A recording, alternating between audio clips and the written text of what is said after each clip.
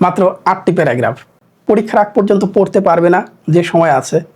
আমি জানি ইতিমধ্যে অনেকে গেলে পড়া হয়ে গেছে, তারপরে বিশ্লেষণ করে দেখাবো কেন এই 8টি তোমাকে পড়তেই হবে। ইতোমধ্যে 6টি কম্পোজিশন কেন পড়তে হবে সেটার বিশ্লেষণ আমি গত ক্লাসে দিয়েছি। হিউজ পরিমাণ শিক্ষার্থীর রেসপন্স দেখিয়েছে, আলহামদুলিল্লাহ।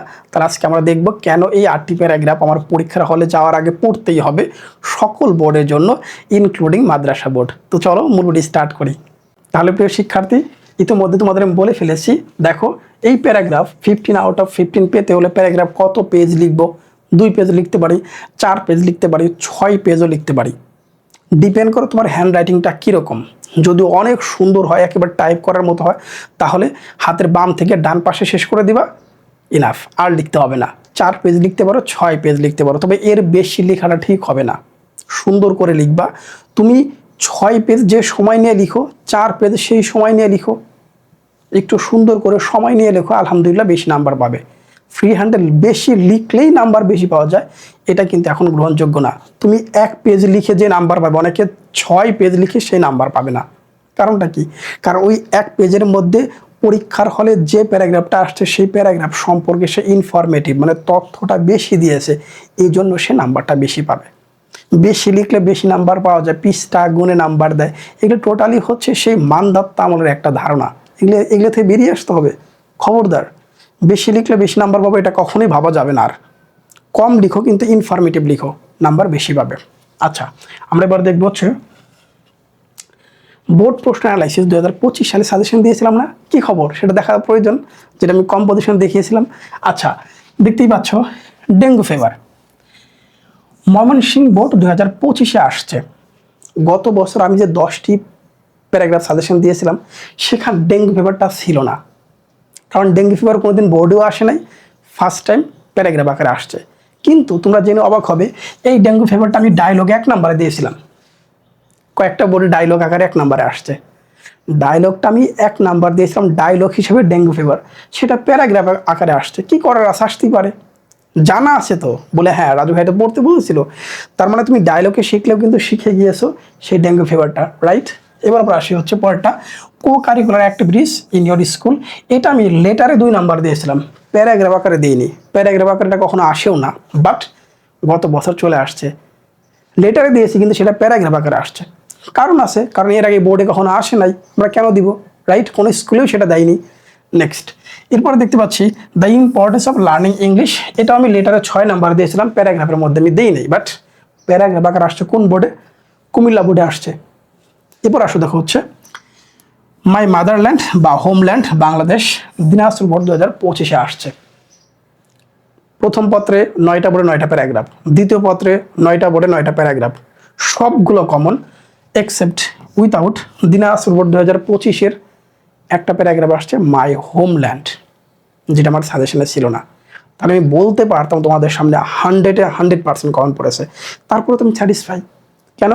সবগুলো বোর্ডে কমন পড়ছে, একটা বোর্ডে শুধু একটা প্যারাগ্রাফ আসে নাই, তাও সেকেন্ড পার্টে। প্রথম পত্রে কমন পড়েছিল, সেকেন্ড পার্টে কমন পড়েনি, হতেই পারে।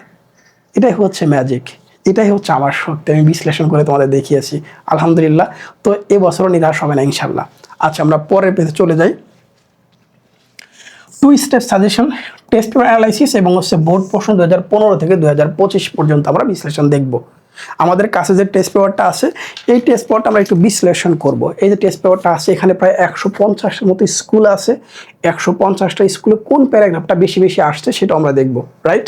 তাহলে 150টি স্কুলের বিশ্লেষণ আমি তোমাদের দেখাবো। তুমি চাইলে নিজেও দেখতে পারো, হ্যাঁ রাজু ভাইয়া যে কথাগুলো বলতেছে সঠিক কিনা, রাইট? আচ্ছা, আমরা একটু পরের পেজ চলে যাচ্ছি আবার। বোর্ড প্রশ্ন অ্যানালাইসিস 2015 থেকে 2025 পর্যন্ত। ট্রি প্লান্টেশন নাম্বার 1, এরপর আছে school library, environmental pollution, traffic jam, winter morning, a book fair, street hawker, your school magazine, rainy day, our national flag, deforestation, tea stall, a railway station, street accident, এবং last হচ্ছে কি early rising. Okay, early rising.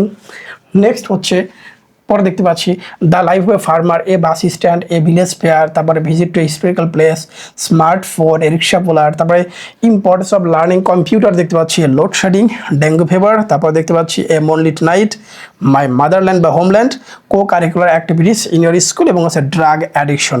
এখন পর্যন্ত এই 27টি paragraph দেখতে পাচ্ছি বিভিন্ন বোর্ডে আসছে। এই 27টি প্যারাগ্রাফ 2015 থেকে 2025 পর্যন্ত বিভিন্ন বোর্ডে ঘুরিয়ে ফিরিয়ে আসছে। কতটি? 27টি। অনেকগুলো না?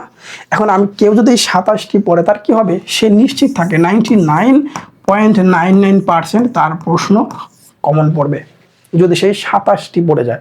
আমি হলে কি করতাম? আমি 27টি পড়তাম। আমি বরং আরও কয়েকটা বাড়াইয়ে পড়তাম, কারণ প্যারাগ্রাফে নির্দিষ্ট বলা নাই কোনটা আসবে। আমাদের নির্দিষ্ট কোনো বই তো নাই বলে এই বই থেকে ডিরেক্ট তুলে দেবে, আমি এখান থেকে কমন পেয়ে যাব। যদি বলতে এই বইয়ে মোট 100টা প্যারাগ্রাফ আছে, এখান থেকে যে কোনো একটা আসবে, তাহলে একটা কথা ছিল। তাও তো নাই, আনসিন যে কোনো কিছু আসতে পারে। কিছু বলার আছে, এআই, বর্তমানে এআই আসতে পারে, কিছু করার নেই। কয়েকটা স্কুলে দেখলাম আসছে। তার মানে ইংলিশে তুমি 1 লাইন বেশি পড়ছো মানে সবার চেয়ে এগিয়ে থাকবে। গত ক্লাসে আমি বলেছি, নির্দিষ্ট কোনো সাজেশনের উপরে ফোকাস করে বসে থাকলে চলবে না। এটাকে প্রধান ধরে বাকি যতগুলো পারো সময় পড়ে ফেলবা, কাজে লাগবে। মিনিমাম হলে 1 থেকে 2 বার রিডিং পড়বা, অন্তত পড়ে রাখবা, লিখতে পারো কিছু না কিছু, রাইট? তাহলে বোর্ড প্রশ্ন হচ্ছে এতগুলা।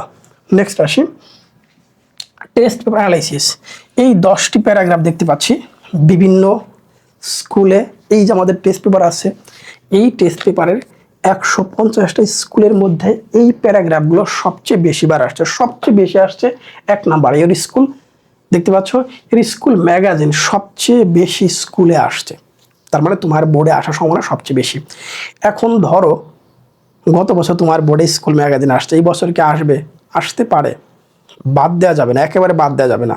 তোমাদের একটা ঘটনা বলি, 2023 সালে আওয়ার ন্যাশনাল ফ্ল্যাগ, 2023 সালে দেখো এখানে, যদিও এখানে দেখতে পাচ্ছি না, 2023 সালে আওয়ার ন্যাশনাল ফ্ল্যাগ রাজশাহী বোর্ডে আসছে। 24 সালেও আওয়ার ন্যাশনাল ফ্ল্যাগ আসছে।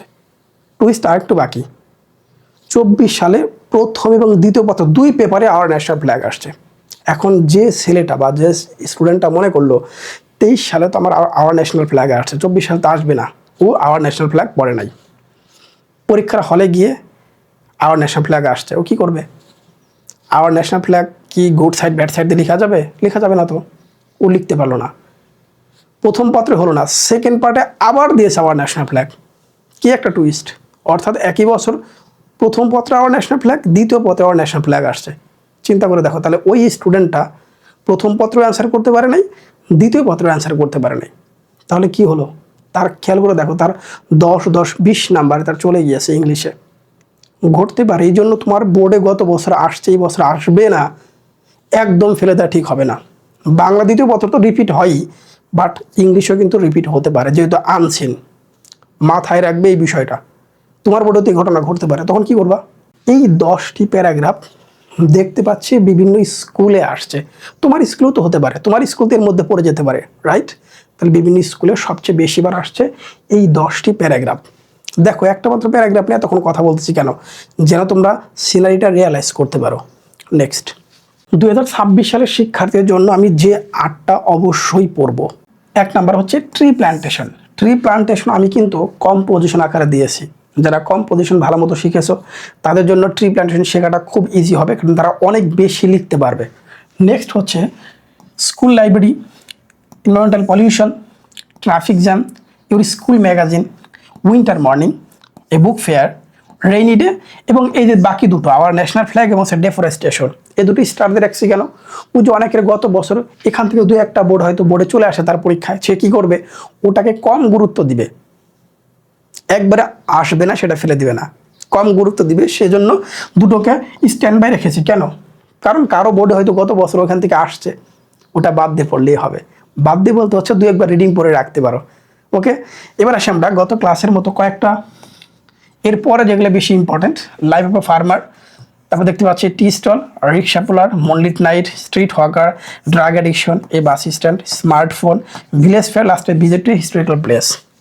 অ্যাজ এ স্টুডেন্ট হিসাবে এই প্যারাগ্রাফগুলো সম্পর্কে আইডিয়া থাকা উচিত। একেবারে ছোটো করবে তা না, ওই 8টা বা বেসিক 10টা হচ্ছে তোমার জন্য মাস্ট পড়তেই হবে, মাস্ট পড়তেই হবে, রাইট? প্যারাগ্রাফ কতটুকু লিখবো বললাম? 2 পেজ, 4 পেজ, 6 পেজ হতে পারে। আমরা আমাদের একটু ওয়েবসাইটে ঘুরে আসতে পারি, অথবা তোমরা যারা আমার কোর্সে ভর্তি আসো তারা অবশ্যই জানো PDF course details. PDF course বলতে আমরা কী বুঝি? আমাদের কি লাইভ ক্লাস থাকবে, রেকর্ড অনেকগুলো ক্লাস থাকবে? না, এটা অনেকে বুঝতে পারে না। প্রত্যেকটা সাজেশন কিভাবে পড়বে তার জন্য গাইডলাইন দেওয়া হবে, এটাই। এটাই হচ্ছে বেসিক। পিডিএফের সাথে গাইডলাইনগুলো থাকবে, এইটা এইভাবে পড়বা, এইভাবে চেঞ্জ হয়ে আসবে, সেটা লেখা থাকে। ওকে, আচ্ছা আমরা আমাদের একটু ওয়েবসাইটে চলে যাচ্ছি। ওয়েবসাইটে যদি আমরা যাই, দেখতে পাচ্ছ rajuacademy.com, যদি সার্চ করো rajuacademy.com, দেখো এখানে আমাদের প্রথমে সবগুলো, এই যে সবগুলো বোর্ড শো করবে, এই যে সবগুলো সাবজেক্ট। এখানে দেখতে পাচ্ছ হচ্ছে আমাদের ইংলিশটা আছে, সবচেয়ে জনপ্রিয় কোর্সের 3 নাম্বারটাই হচ্ছে আমাদের ইংলিশ। এই যে ইংলিশে গিয়ে আমি যদি প্যারাগ্রাফটা ওপেন করি, তাহলে কি দেখাবে? প্যারাগ্রাফটা ওপেন করলে আমাদের এভাবে আসবে, দেখো লেখা উঠবে রাজু একাডেমি, হোয়াটসঅ্যাপ নাম্বার দেওয়া আছে, তারপরে ইংরেজি দ্বিতীয় পত্র, ঠিক এভাবেই থাকবে। 20 না, এখানে 15 হবে, 15 হবে। লাস্ট দেখতে পাচ্ছ কিভাবে লিখতে হবে, কিভাবে লিখতে হবে। এটা হচ্ছে দেখো 2 পেজ, 4 পেজ, 6 পেজের কথা বলা হয়েছে। টপ প্যারাগ্রাফ প্রথমে দেখতে পাচ্ছ স্কুল লাইব্রেরি, তো প্রত্যেকটা যতটুকু লেখা আছে তোমার 15 নাম্বার পাওয়ার জন্য বেসিক যতটুকু লেখা ততটুকু আমরা লিখে দিয়েছি। তাহলে অনেক ভালো থাকো, তোমাদের প্রিপারেশন যেন অনেক ভালো হয় সেই শুভকামনা রইল। আসসালামু আলাইকুম।